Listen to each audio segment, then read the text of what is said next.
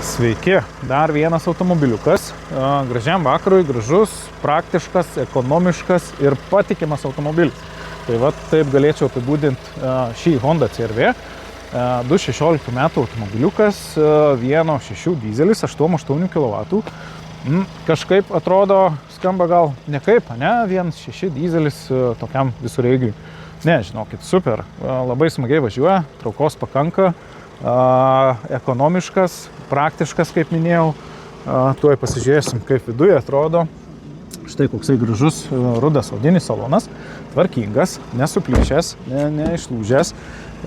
Turim 4 elektrinius langus, juostos palaikymo asistentą, parkavimo jutiklius priekį gale, šildomos sėdynės, turim galinio vaizdo kamerą, turim Android sistemą, klimatronikas, žiūrėkit, multifunkcinis vairas su kiek funkcijų, visuose kampuose pridėta.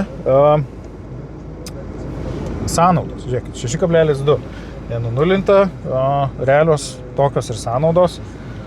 Tikrai ekonomiškas ir praktiškas automobiliukas.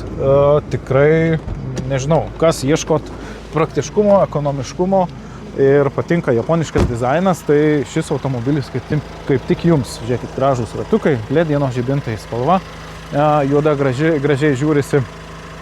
Šio automobilio kaina bus apie 12 500. Tai vat, kas norės įsigyti tokį automobiliuką, galim finansuoti, galite įsigyti su gerom palūkanom, fiksuotom 5 procentų, jeigu vartojimo paskola, galim paskaičiuoti leasingą, galim paskaičiuoti išperkamąją nuomą, dirbam su visom bendrovėm, galim padėti parduoti jūsų automobiliuką. Galite už savo pinigėlius drąsiai įsigyti. Ta pati kaina nėra čia brangiau ar pigiau, jeigu perkat įsimokėtinai. Tiesiog papildoma galimybė jums. Galim suteikti garantiją iki 3 metų. Tokiem automobiliam net ir nereikia garantijos. Štai dar juostos palaikymo asistentas, nepamenu ar minėjau. Jie, praktiškai negendantys.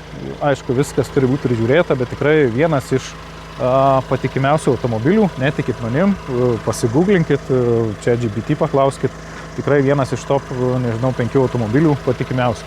Tai va, Honda CR-V, 16 metai, 1.6 dizeliukas. Ką domina, turit kontaktus, galite rašyti čia, galite rašyti Viberiu, WhatsApp'u ir taip toliau. Tai va, ką domina, laukiam žinių.